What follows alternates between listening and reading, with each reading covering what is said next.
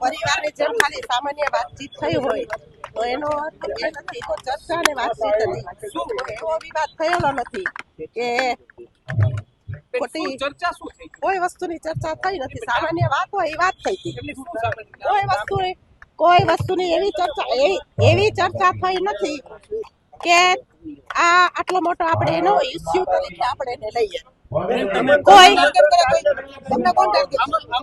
કોઈ આમંત્રણમાં લઈને કોઈની હારે મારે વિવાદ થયો નથી. કોઈ મને દબાવવાની કોશિશ ક્યારેય કરી નથી.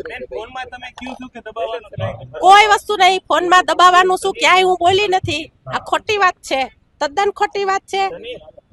અમારો ખોટી વાત છે. રેકોર્ડિંગ હોય તો તમે સંભળાવી શકો છો. મને આપેલી જ છે લાગણી, તો મને આપેલી જ છે. લાગણીમાં ક્યારેય મને કોઈ કચાશ રાખી નથી. મારું માન પણ એટલું જાળવેલું છે મેયર તરીકે.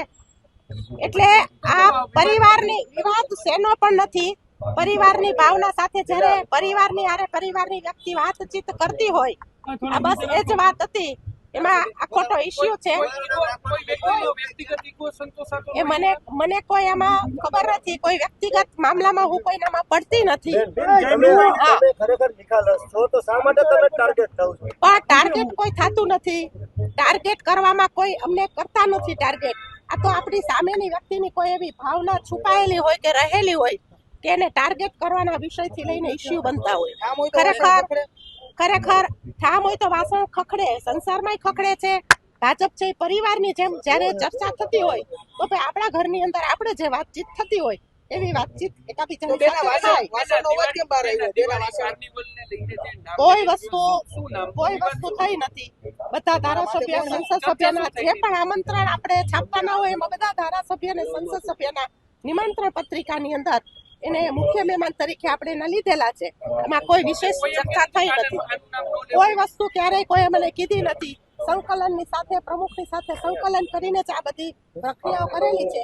રેસકોર્સ રિંગ રોડ ઉપર જ્યારે આપણે વર્ષોથી રાજકોટ મહાનગરપાલિકાને 5 દિવસના કાર્યક્રમ, કોઈ કાર્નિવલ કાર્યક્રમ હોય, આતશબાજીનો રંગોળીના કાર્યક્રમો હોય, જ્યારે રાજકોટ મહાનગરપાલિકા રંગીલું રાજકોટ હોય, પ્રજા પણ રંગીલી હોય, આ કાર્યક્રમની અંદર ઉત્સાહભેર ભાગ લેતા હોય છે. ત્યારે બધા નામની યાદી, કોને મુખ્ય મહેમાનમાં રાખવા, કોને મહેમાન તરીકે રાખવા, એનું સંપૂર્ણ સંકલન અમે પ્રમુખ સાથે કરીએ છીએ. એટલે આને કોઈ વિષય કે ચર્ચા એટલી ગંભીર છે.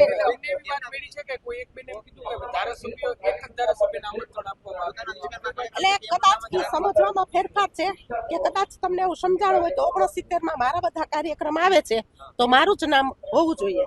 પણ મારા કઈ સાંભળવામાં એવું ખોટું આવ્યું નથી. દિવાળી પહેલા કકડાટ નીકળી ગયો.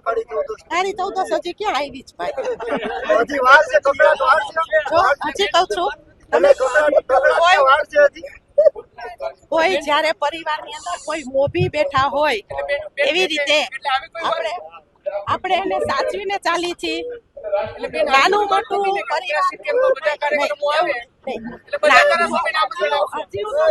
કહેવા માંગુ છું કે નાનો પરિવાર હોય પણ એની અંદર નાનું મોટું તો ચાલતું હોય. આપણે એમાં પડવું નથી. જેને કકડાટ કાઢવો હોય એ કાઢી લેશે. એ તો વર્ષોથી આપણે જયારે કાળી 14 ના નિવેદ ઘરે ઘરે થાય છે તો બેનો કકડાટ કાઢવા કુંડાળું કરીને વડા નથી મૂકતા. એ તો ઘરની પરંપરા છે.